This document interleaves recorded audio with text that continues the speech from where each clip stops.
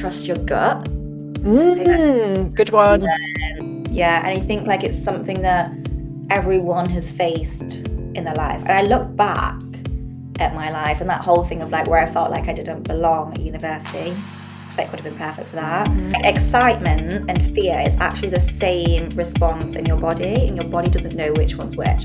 So if you're really scared of something, they say like if you do like a skydive or something, you should be like, I'm so excited, I'm so excited, I'm so excited, and your body will process that as excitement. Whereas if you're like, I'm so scared, then your body processes that as fear. You don't ask, you don't get. And if someone says no or something's at the time, like it's not the end of the world, but you never know until you ask that person and just send that message or send that email. We worked with them for about a year and then we decided to sell the remaining shares after the year.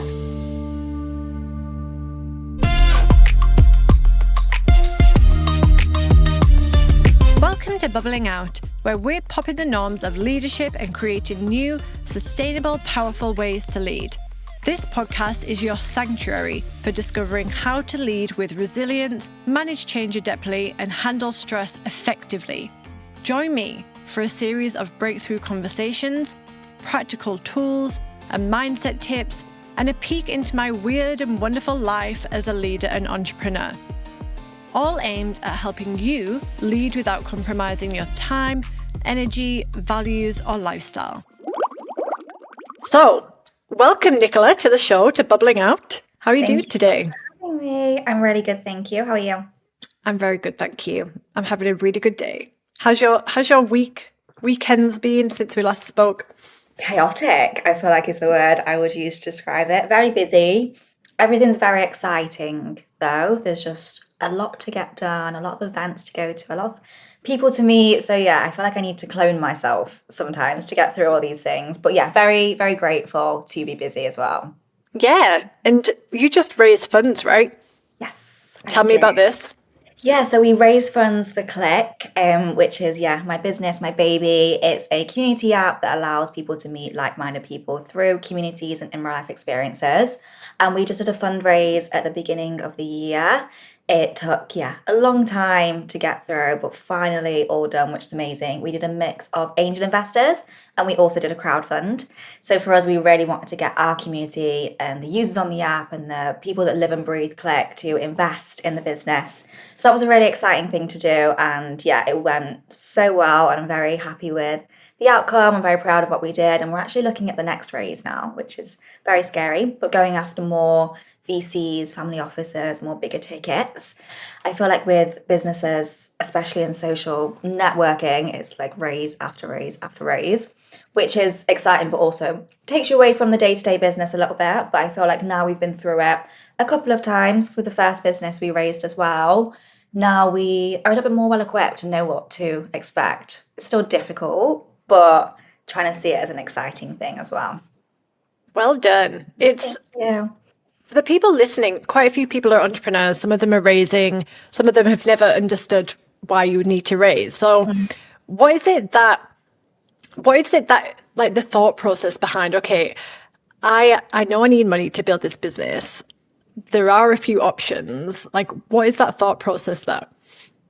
Yeah, it's very difficult, especially if you come from not knowing much about the investment world. So when I first started business, I knew nothing about investment. I didn't know what a pitch deck was. I didn't know what all these terms were.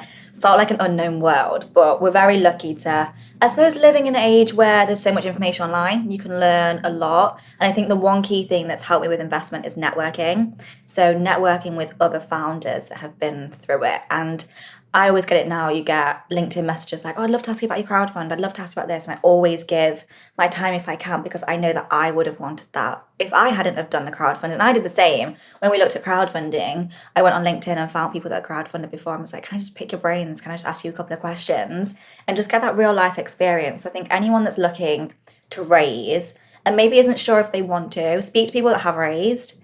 Speak to also people that haven't raised and built successful businesses. And you can kind of just get that real life experience from people, which is so valuable, as opposed to going to these events where you feel like you have to raise and it's the only thing. I think the raising kind of like sector is very, I don't know, there's quite a lot of stigma. I feel like sometimes you go to these events and you feel like if you haven't raised any money, then you're not a true founder and all these things, where it's not the case. I mean, if you don't need to raise, I wouldn't recommend, because it's an absolute headache and takes so much time and effort, like I said. But I do think if you're in a position where you really, really want to scale and you need the investment, speak to as many people as you can and just reach out to as many investors as you can, whether they're in your sector or not, and just try and pick people's brains. And I just learned along the way that people are so willing to help, especially if you're asking for help. I feel like people really are supportive of founders who are looking to raise investment, because everyone knows how difficult it is. I always ask for help all the time. Yeah. And whenever someone asks me for help, I'll happily give it if it makes sense and I know that I can support them. Because people like to help other people. Yeah. Because it's not that they think something's going to, it's not that they think something's going to come back, but it's like it makes them feel good as a human. Yes. It's also sort of an ego thing, I bet, isn't it? They're like, oh, someone's asking me for help. They feel like they want my attention and want my expertise. So sometimes it is a bit of an ego thing. But yeah, I've just learned that, like, you don't ask, you don't get. And if someone says no or someone doesn't have the time, like, it's not the end of the world. But you never know until you ask that person and just send that message or send that email. Yeah. And it's like, because some of the people who are listening haven't ever considered fundraising or being a founder, asking for help in the form of mentorship, asking for help when it comes to referrals, for jobs, all that kind of stuff, in anything in life. Because if you don't ask for help, it's literally like you're going to stay where you are, or you can figure it out on your own. Yeah, exactly. Yeah. And there's so many amazing people out there that have done so many amazing things. I think, like, they just want to tell their story and they want to share their experience with people. But sometimes unless you ask that person, they're not going to just come and tell you and share that knowledge. You have to get to know them. So yeah, I agree with you. Exactly. Help. Yeah, and it's the rejection piece as well that just came up, actually. I just remembered. That's one of the reasons why I didn't used to ask for help a lot. I was like, people are going to say no, people are not going to like me, blah, blah, blah. Yeah, which is hardly ever the case that someone's going to reject you. And if they do, like, you forget about it tomorrow. Exactly, it's done. It's not going to change your life, is it? Exactly. Anyway, we jumped ahead. I have some amazing questions to ask you. So I'm instilling a new process in this podcast, and my listeners will start to hear it. Different kind of structure and really interesting questions, and I think you're going to love it. So if you could teleport to any moment in your founder life, so A&B Beauty all the way up to Cliq, and you could leave a 3-word note for yourself, what would it be? Oh, I'd say trust your gut. Good one. And along the way is that gut feeling is always right. Always. I don't know what it is. There's something, but it's always right. And if you have a bad gut feeling, don't follow it. If you have a good gut feeling, like, explore it and see what could happen. But I think just trusting that kind of like gut or intuition or whatever it is that you have in your body to help you make decisions, especially when you're an entrepreneur. There's so many things that can come up. There's so many paths you can take. And sometimes you're a little bit like, I don't know what to do. Or there's so many people that you come across that are just snakes, want something from you. Or maybe they are genuine. You kind of don't know. But I think when you meet someone or you make a decision and you have that gut feeling that it's wrong, most of the time it is. And the same if it's right. I think if you get something where you're really excited about something and you can see it forming into something, why not explore it and see where you can go? But I think the biggest thing is to listen internally, and not get too caught up in kind of like the next thing, like really try and process things before you make decisions. So yeah, I'd say that. Yeah. How do you know what is intuition and what's a fear, though, for you? So isn't there a fact that, I hope I don't butcher this, that excitement and fear is actually the same response in your body, and your body doesn't know which one's which. So if you're really scared of something, they say, like, if you do like a skydive or something, you should be like, I'm so excited, and your body will process that as excitement. Whereas if you're like, I'm so scared, then your body processes that as fear. But it's actually the same neurological whatever you call it, which is so interesting, I think, like, that the body actually doesn't know any different. So sometimes you can trick your body into it if you're scared of something. It's like when you're nervous to go on a podcast or a talk or a panel or whatever, and you get the butterflies. If you turn that into an excited thought in your brain, it kind of tricks it. But I'd say, like, it takes time to learn inside, and I think it takes experience in going through things. There was a lot of times when I probably had a gut feeling about someone and I went with it anyway, and you learn from that. And I always think that nothing's ever mistake. It's always an obstacle and like a lesson to go over, and you have to meet those people, cross paths with those certain decisions and take wrong decisions to learn from it. So I think a lot of it does come from experience and putting yourself in those situations. Yeah. And I think it's interesting that you said that you need to either feel the feeling of fear and see it as excitement, have the perspective shift. Yeah, what you said about the body not knowing what is excitement and not knowing what is fear. So this is my line of work. I love that. I'm obsessed with the nervous system, right? And so everyone listen to me, maybe they follow me on Instagram. It's all I bloody go on about. But what you have is fight or flight. And your body moves into a fight or a flight.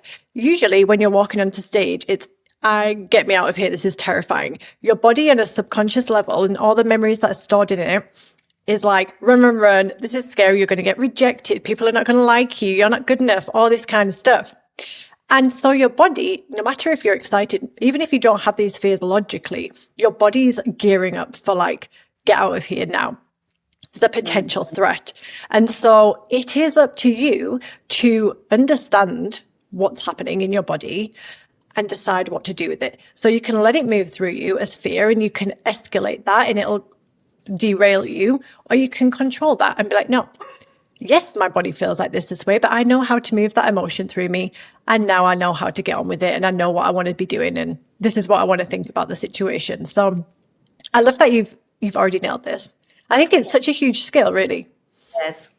It really is. And sometimes, yeah, you still might get it wrong, but it doesn't really matter. So I said, like, you learn from it. And that's the only Yeah, way that you get through these things is by trying different things and exploring things and just learning from it. definitely. It's the stress resilience. And I think knowing your own body and how it reacts to different situations. Yes, so true. It's so important. 100%. Now, you've had multiple different businesses, and this current business is very much focused on community building, the loneliness pandemic, and we're going to get into that. But what I want to ask you is, what's your earliest memory of feeling like you didn't fit in or you didn't belong? Oh, I'd say earliest memory is probably that period of where you're about to leave school and go to university. So I never really wanted to go to university, but I felt like it was the only option because all my friends were doing it and you get pushed into it. And I applied in the back of my head thinking, I'm not going to get in anyway, so it's totally fine. And then I did get in and it was like panic mode. Okay, I'm going to go. And then the next minute I'm at university and I'm like, I know I don't belong here. I know I don't want to be here, but I've committed to it now. And I actually quit after 3 months. And that was a really, I'd say, like a really tricky period for me because I think at that stage of your life, you look at other people and you think that everyone's got it figured out. You think that everyone knows what their career path is, what they want to do. And I felt like I was the only one that didn't. And everyone that I knew had gone to university, and I was taking a step back and going back to live with my parents after being away for 3 months and like trying to figure out and get a job and all these things. So I'd say that was probably my earliest memory of not fitting in. But then I think I dealt with it. I think I dealt with it very, very well. I think I had supportive people around me, which always helps. But it's such a scary period because you're still growing up and you don't really know yourself. And then you're like thrown into the big wide world and be like, there you go, figure it out. And a lot of people, yeah, struggle with that. Yeah, and I think university is it's a weird stage, isn't it? Because you're in a transition. Yeah. Number one, you've had all this set, like my experience was definitely like, I've had this set of friends forever. I know who I am in this space, this hometown, wherever you live. And now I have to go and like figure out who I am in a different environment. Yeah. Like, what was that experience? Like you said, you didn't feel like you belonged, but how did it make you feel? Like, who were you in that environment? Yeah, so I think like when you go to university, you feel like, oh, I can reinvent myself, I can be this new person, all of that. But it just wasn't the case for me. I just felt like I didn't fit in with the environment. One, I wasn't really keen on studying for another 3 years. I knew that deep down, but I felt like it was the only option. I didn't really know what else I wanted to do.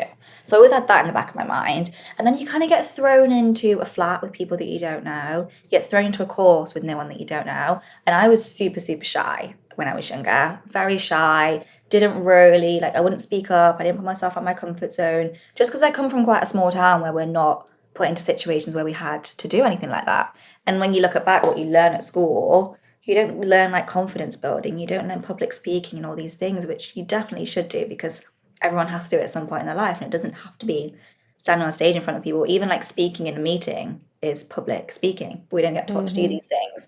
So I was just a very shy person. And I just felt like I didn't fit in. It was just, there was just a feeling deep down. It was that gut feeling deep down inside of me that I was like, I don't belong here. But also, I think it's because I didn't want to be there. And I knew that. And maybe I was putting a bit of a wall up in front of me because I was like, I don't want to be here. So I'm just going to stand my ground and maybe I'm not going to connect with people. Maybe it was intentionally, but I didn't really realize it because I knew I wasn't going to be there for too long. So I never really made any proper friends or anything at university. I just kind of kept myself to myself. So yeah, it's a really weird period when you look back and then see what you've done since then, how different stage of your life you can be different people. Yeah, you can literally reinvent yourself. Like you said before, you didn't want to at that period of time because you didn't need to. Yeah, exactly. I'm interested, who influenced you to start building businesses? Because that's always really fascinating for me. Yeah, so like I said, I was pretty shy. I wouldn't have classed myself as an entrepreneurial person. I didn't really know what I wanted to do. I was very stuck at that age. And when I quit university, I got a job as a receptionist and I waited for my boyfriend to finish university and we went traveling. So that was the thing that I wanted to do. I was like, it was kind of like get out of what you're in, the most extreme thing you can do, go to the other side of the world and just figure it out. And my boyfriend Jason, he was exactly the same, didn't really know what I wanted to do. So we went away it was supposed to be 3 months, ended up being 3 years and just didn't come back to the UK. So did like Southeast Asia, the typical like traveling trip, had loads of fun. And then we went to Australia and we settled there for 2 years. And I think that completely changed me as a person because then I reinvented myself, but I wanted to. I was in a new city. It was the first time I'd ever really like had my own flat, had like a really cool job, all of these things. And I could just be who I wanted to be and who I felt like I wanted to be, but also figure out who I wanted to be because you're away from the everyday chatter. You're away from any like drama and gossip and all these things that happen when you're at that age in a hometown. And I think that was the period where I noticed like there's so much more to the world than what I was used to. So I was a freelance makeup artist when I was in Australia because before I went to Australia, I did a makeup artistry course, always been very creative, was always interested in that side of things. Then when I got to Australia, I was like, perfect, I can be a freelancer. This is like my time to have my own thing.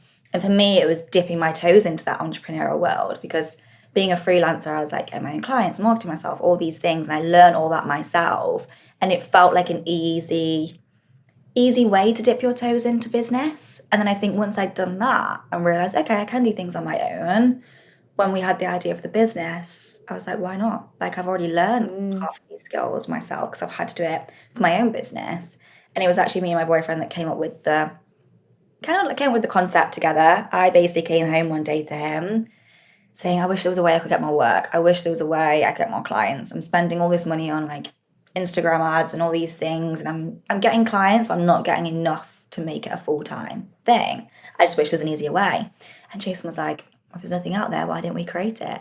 And it kind of went from there, being young, being very naive, not really knowing how to build a business, but having a bit of, like, we didn't really see the risk because I feel like we'd already took quite a bit of risks until that point. Like even going traveling for that long and being away from everyone, it was quite out of the norm of what other people were doing.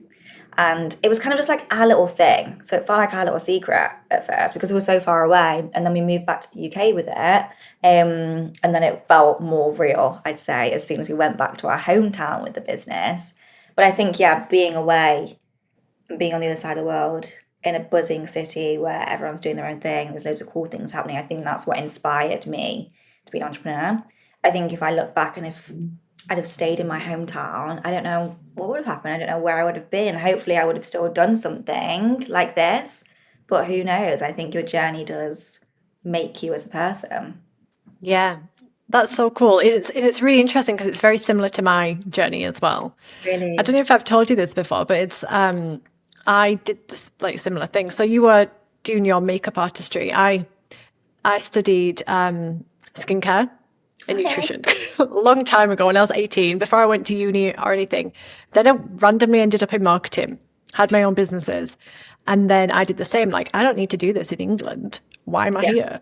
Went to Vietnam for 8 years and experienced the same as you. It's like you're in a new environment, so your mind is opened. You meet different kind of people entirely.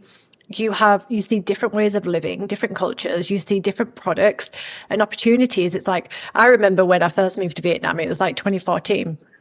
Everyone was drop shipping, everyone. Yeah, it was like that. Everyone was in the co-working spaces, hustling, all that kind of thing.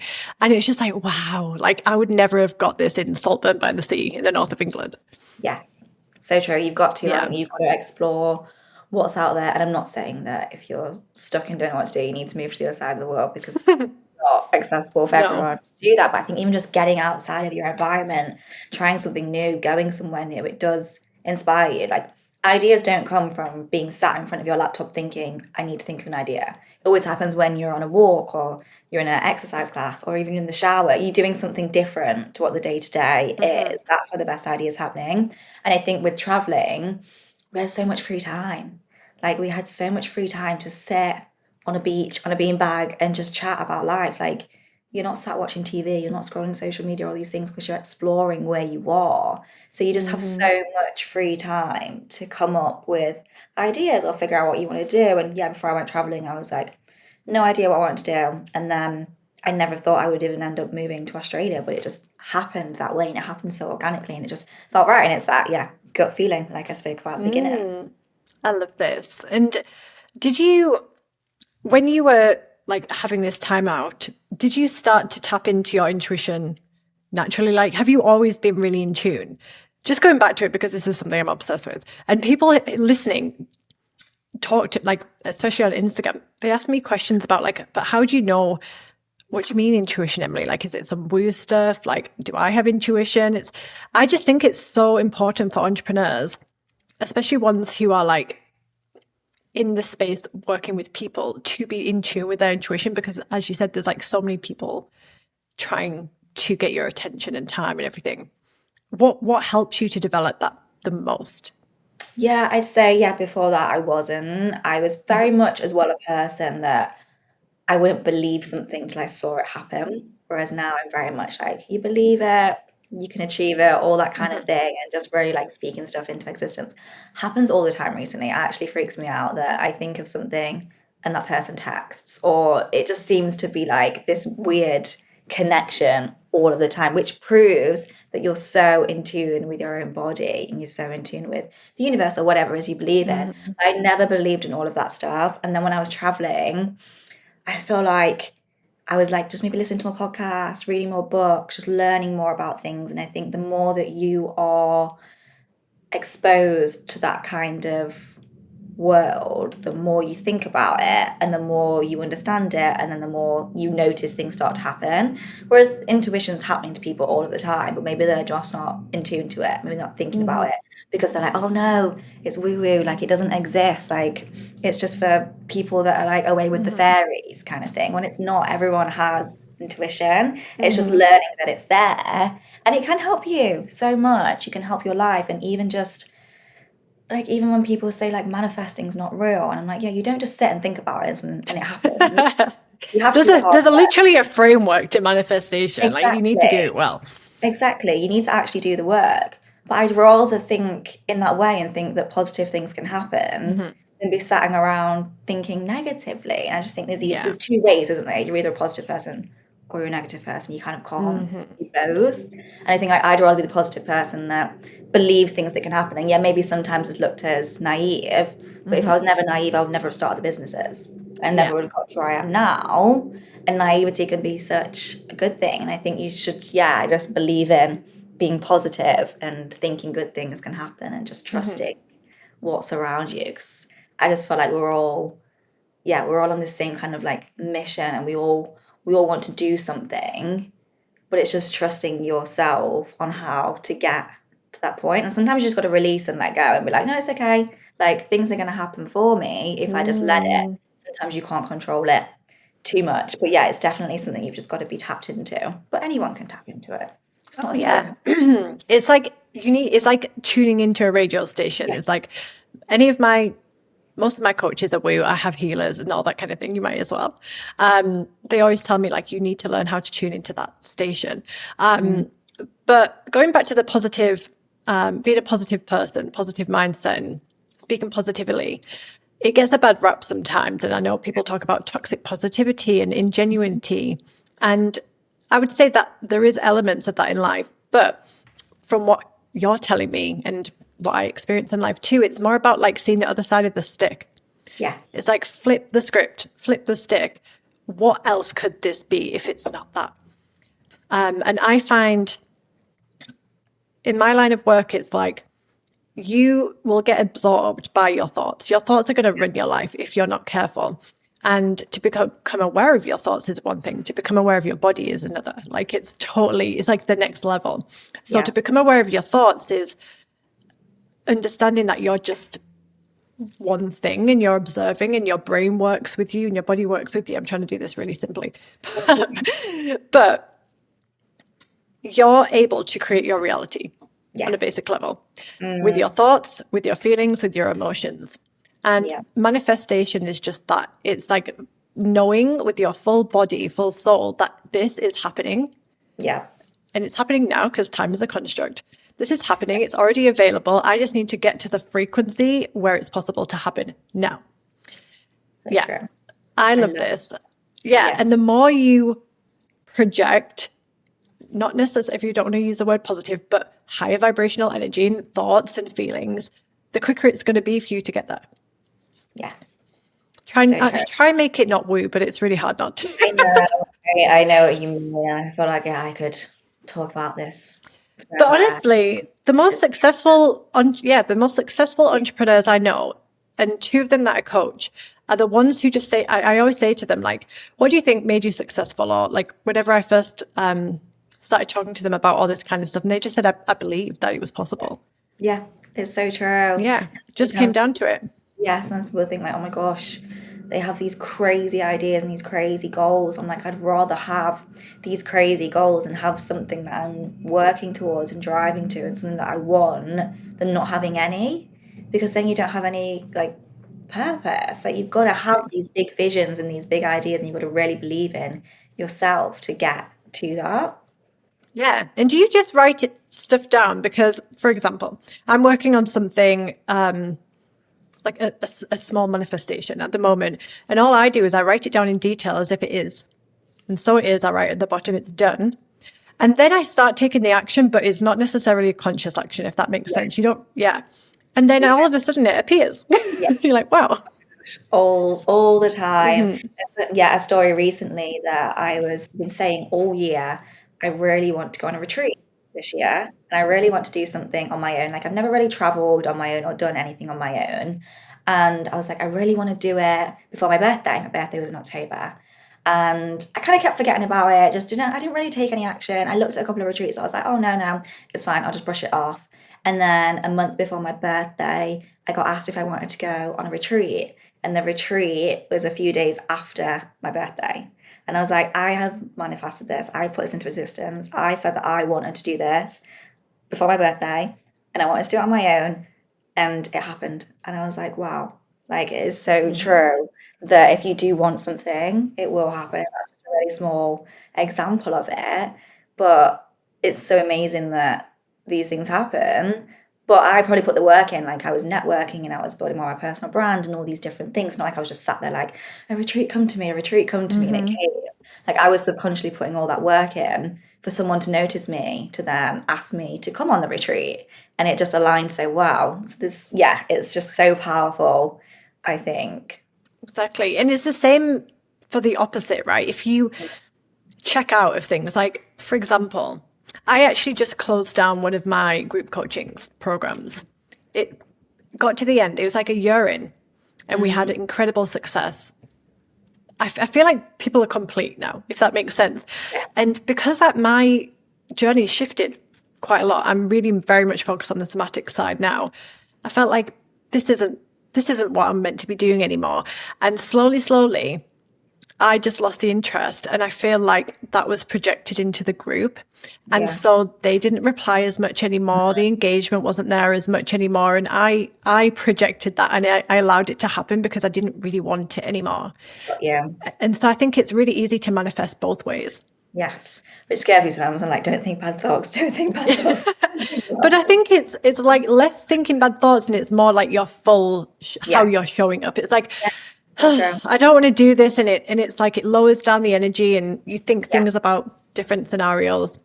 Because also people feed off other people's energy. There's nothing worse when you're with someone and you can feel that negative energy, and it feels like it actually transfers into Oh yeah, your body. transference. I think that's so important as well. Just if you're a positive person, then people want to be around you, and then people will start being more positive. And it's that thing, isn't it, where you're like the 5 people that you spend the most time with.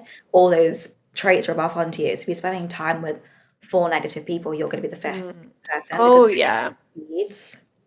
100%. And that's why it's like, it's crazy. We were talking about what they teach at school. They should teach like cleansing your energy. They should Yeah. teach protection, because even I'm like on my top of my game with grounding and protection and everything. And I had a healing session. She was like, Emily, you're literally floating above your body right now. Like, come back down. What's happening? I was like, I don't know. Maybe it's because I've moved or something, moved house. But many people aren't aware that this is a thing. They don't understand that your energy is, you are energy. You have an energetic field. And when other people think negative things about you, or if you've been in negative situations, it's literally like a dent in your energy field. And that it's like a drain. It like seeps energy from you. Yeah. And that's why you feel tired and exhausted around certain people. Yeah, it's so true. It's so interesting, isn't it? Yeah, I love this stuff. Anyway, we should do another podcast on this.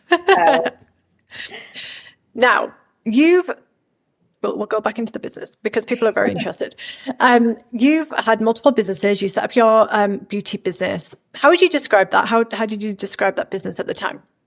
Yeah, so it was a marketplace for freelance beauty professionals, and the whole core focus of that was getting beauty professionals more work. So I ultimately wanted to solve my own problem of getting more work, and I knew that if there was myself looking for more work, then there's going to be so many other beauty professionals looking for more work. It's such a word of mouth industry. A lot of the time, you go get your nails done or your hair done from someone that your friend's been to or your mum's been to or someone in the local area. So it's very, very hard to market yourself. And this was before COVID. And before COVID, everything was so salon heavy. Whereas after COVID, everyone went self-employed. The salons shut down. People didn't want overheads. A lot of people had a side hustle. So they were, working a corporate job, but on the side, they wanted to do nails. And I think consumers were more focused on supporting local professionals. They didn't want to go to big chains anymore. You wanted to go to the small local restaurant in your area and support people that way. So I feel like the mindset changed, and we started just before COVID.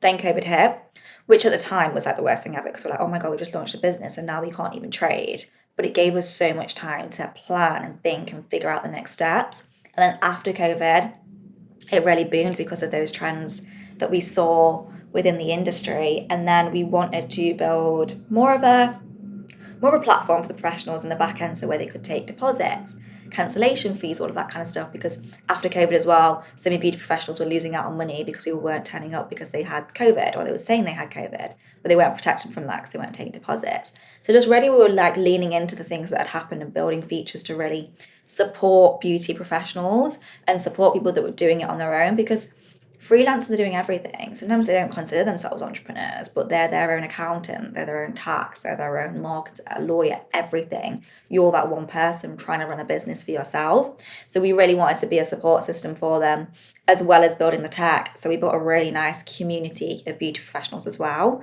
So the whole community piece still kind of fits in. And at the time, I didn't feel like we were building a community, maybe because community wasn't spoken about as much.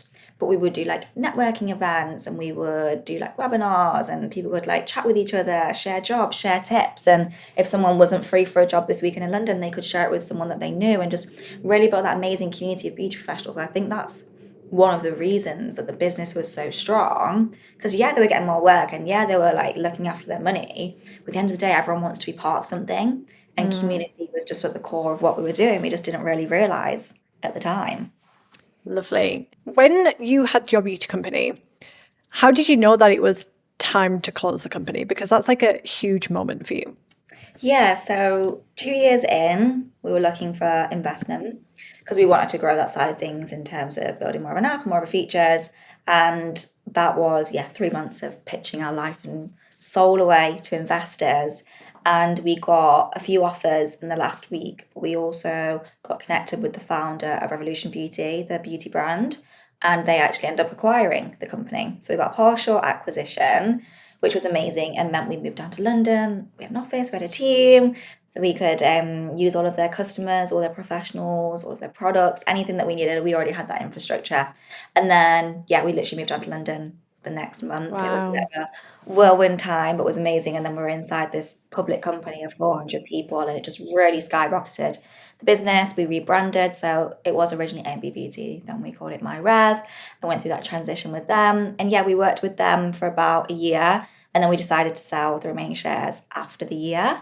I think like the trajectory changed, like kind of we lost a bit of control, all of these things that happen with an acquisition, and myself and Jason very much entrepreneurial. Even though I said I never thought I was entrepreneurial, I realized how entrepreneurial that I was, and I wanted to run my own business. I wanted to own my own time. All of these things that come with having your own business, that kind of freedom. And we started to lose a little bit of that and just knew that there was something else out there for us. I feel like when I look back, I love the beauty company. It was very much my baby because I was one of those people at the beginning that wanted to get more work. And yeah, loved every minute of it. Learned so much from the acquisition and everything they went through and was super proud. But I felt like there was a bit of a ceiling with what we could reach. And I just knew that there was another idea out there for us. And yeah, it was obviously very scary going back out into the world and being like, what are we going to do? What's our next step? And I think we were just very lucky that myself and Jason were so aligned with the decision. I think that's something that we've been very lucky at. Like, not many people stay together in a relationship since school. Like, it's very Mm. unheard of. You either grow together or you grow apart, and we've very much grown together and want exactly the same things. Maybe we've subconsciously molded each other into what we want because we got together so young, but we both knew that we were onto something else and there was something else out there. So yeah, I made the decision to leave. And then that's where the idea of Cliq came from being in London. We'd been there for a year. We hadn't really made any effort to meet anyone new because we were so busy. And then we were like, right, okay, we need to meet people. Like, we need to get inspired again. We need to meet new people, try new things. And then we were like, how on earth do you do that? And really, really struggled. And then that's where the whole idea of Cliq came from, because we were like, there needs to be an easy way for people to meet people. There needs to be an easy way for people to connect with communities and have multiple communities and events and things to do and people all under one roof. So yeah, that's kind of like the journey. And I look back on it and I'm like, wow, to do that in 3 years, I'm very proud of. But yeah, learn so much from it. Learn what to do and learn what not to do. And I suppose it made it a bit easier starting Cliq because we already had a bit of a network of people to turn to, and we'd already done a lot of the things before. So we had that to go off of. Whereas starting the first business was very much try everything, see what works, figure it out yourself. Whereas with Cliq now, I just feel a bit more well equipped because we've been through something before. And I felt like when I look back, that was like a bit of a stepping stone to Cliq. And that's what's took us here. Lovely. And you brought the community aspect. Yes. Now you're solving the problem of loneliness. Yes. That positioning is amazing because I can imagine after COVID, I definitely felt lonely. I was in Saigon in this apartment for 2 years, not seeing anyone. Wow. Cliq would have been amazing. Yeah. Yeah. And I think like it's something that everyone has faced in their life. And I look back at my life and that whole thing of like where I felt like I didn't belong at university. Cliq would have been perfect for that. When I moved to Australia, I needed to make friends and build clients. Cliq would have been perfect for that. Moving to London, not knowing anyone again and wanting to make friends, that's where the idea of Cliq came from. And there's so many periods in my life that I look back that Cliq would have solved so many of my issues, but it just didn't exist. And when we had the idea, it was like we could change a lot of people's lives here and we could really make an impact and we can really make social media social again. So if you look at the social apps that we have on our phone, like Instagram, TikTok, we're not meeting people on there. We're just sat watching other people's lives. Yeah. So obsessed and consumed with what an influencer's doing or what someone that we don't hardly ever see is doing. And we feel like we know these people because we see their stories and we see them posting. We actually don't know how they are. We don't know how they're feeling and how they're doing. So I think like social media needs to have more of a purpose. And yeah, it's always, these platforms are always going to be around and we're always going to be consuming them and they are going to be the biggest in the world. But why can't there be another one which isn't taking anything away from the other platforms? It's just solving a different purpose. And the purpose is meeting people, getting out, putting your phone down, actually connecting and finding new people and solving this awful loneliness crisis that's going on all around the world to so many people that you wouldn't even expect. Like you see these people on Instagram, Yeah. oh, they look so happy, they live the best life, they're going on these amazing holidays, she just brought a new handbag, she's got a new car, whatever it is, and you're like, oh, I wish I had her life. But you actually don't know how this person's feeling. This person's probably super lonely, and it's always the case. So yeah, the loneliness epidemic is a scary one, and the stats are going up and up and up. And I'm like, how can we be the most connected we've ever been in entire existence, but be the loneliest? And it's because we're glued to our phones. It's because we're not actually connecting with people. And it's amazing that we can do things like this. Like we could do a podcast or we could do a Zoom meeting and we don't have to be in the same place. But there's nothing better than being in person with someone sat around a table and just chatting without any distractions and without looking at your phone. Like you walk away from that feeling amazing and just having that really nice feeling inside of you. Whereas when everything's so virtual and you're just sat scrolling on your phone, like you don't feel great about yourself. Yeah.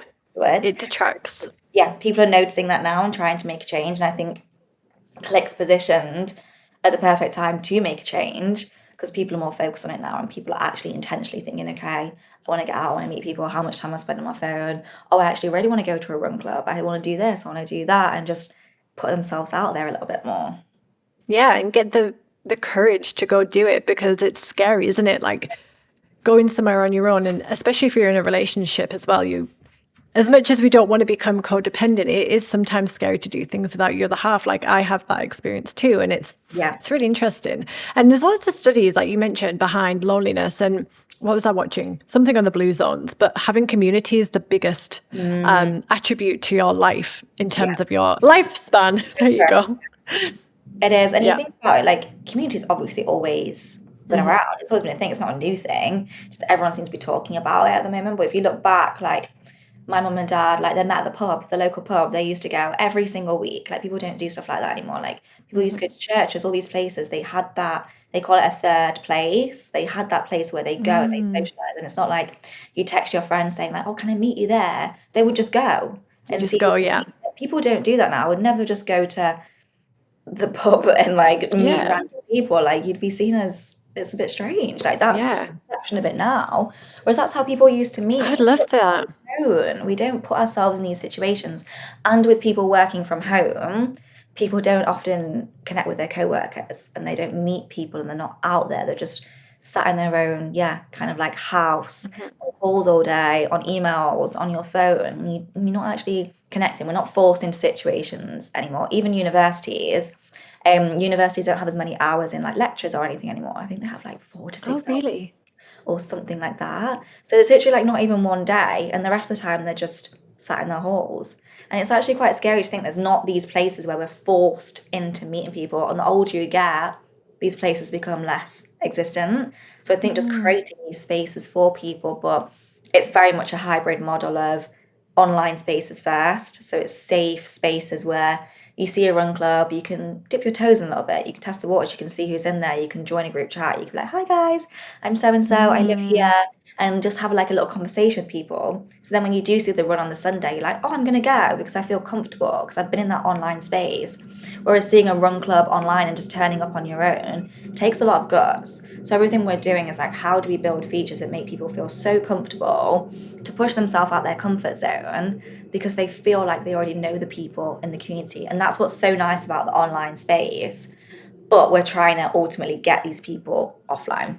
So we like nurture them online beforehand, but ultimately it's like, how do we get you in person? But then also coming back to do it again because you've had the best experience. It's beautiful because especially like you've experienced the expat life. When you're an expat, it's incredibly lonely. You have to really, it's not like you already know the people in the area. Like when you live in your hometown, oh, I'm just going to pop to the shop, I'll probably see so-and-so there. say hi to their daughter or whatever. But when you're an expat, you know absolutely no one. Exactly. And even when you moved to London, like you didn't know anyone. I live in a village in France. Like I don't know anyone in this village. I can't speak the language very well. Yeah. And so you have to go out of your comfort zone, and that takes incredible courage. And some people just won't. Like when I was an expat in Saigon, there was people who had been there for like 6 months and they literally hadn't seen anyone for ages because they just didn't dare go on the Facebook group. Yeah. They didn't have Facebook. They made all these excuses in the world not to do it. And then they feel amazing when they do it. Exactly. And I think like once you do it once, you think, why have I never done that before? But it is so scary. It's like when I moved to London and the first networking event that I went to, like I probably just stood in the corner for a little bit and like freaked out, and you just get so nervous and so in your head. But the more you go to them, the more you're like, everyone's there for the same reason. Like everyone wants to meet people. And also people are actually really friendly. Like it's very rare you'll come across someone that won't want to speak to you because they want to meet people and they want to connect. But I think sometimes you can get so in your own head of that thing we talked about at the beginning where it's like people are going to reject me, but they're not. But we're just so wired to think that. But once you do it once, I think it gets so much easier. But yeah, you just got to push yourself out of your comfort zone. And that's why with Cliq, like we're just trying to be like a really inspirational platform where you feel comfortable to do so and want everyone to feel at home on Cliq, whether it's they're in a run club or a yoga club or a chess club or an entrepreneur club, like whatever it is, want you to feel so at home that you feel so comfortable to actually meet real people. Yeah. And coming back to leadership, it requires a level of leadership to initiate these things as well. And you've built that in. Like you've enabled people to step forward as leaders.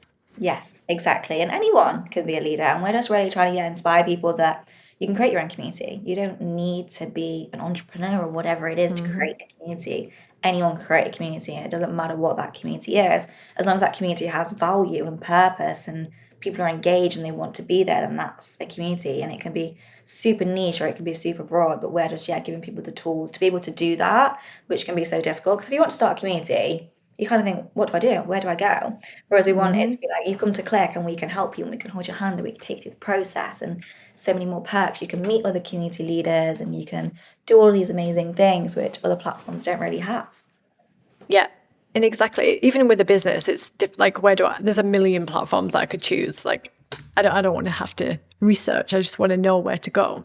Exactly, and have that space where everything is in one place for you. And like our thing is, how do you make community leaders' life so much easier so you can go out and do what you do best, and that's organising events, creating content, building the community. Whereas if we can take all of that admin pressure off you, and we have features like group chats and events and news feeds and all these things that keep people interactive. But at the end of the day, you can manage all your ticket sales, you can see who's in the community, you can do all of these things in one place. So it just makes our life so much easier than micromanaging these 10 different platforms and thinking like, what do I use? Where is my community? Here's your community, is on Cliq.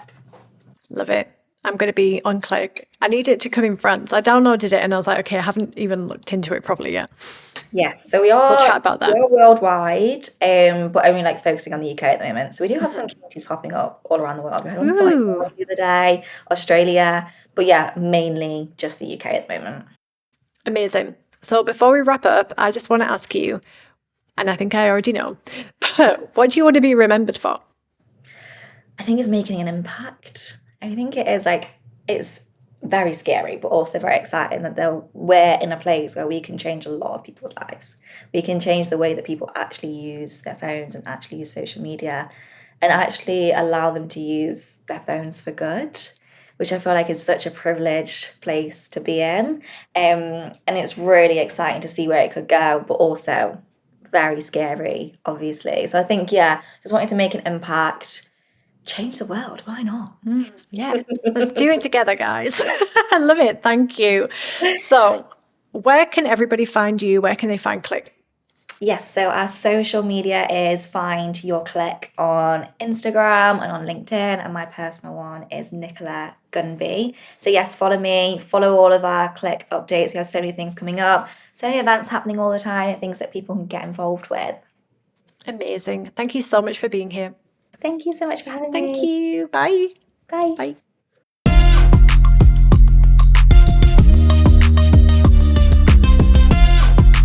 That's all for today on Bubbling Out. Don't forget to subscribe and leave us a 5-star review. Your reviews and subscriptions help more people, more leaders, more entrepreneurs like you access the Bubbling Out podcast.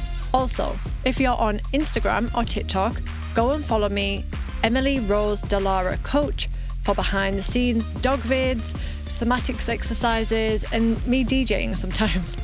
See you next time in the bubble.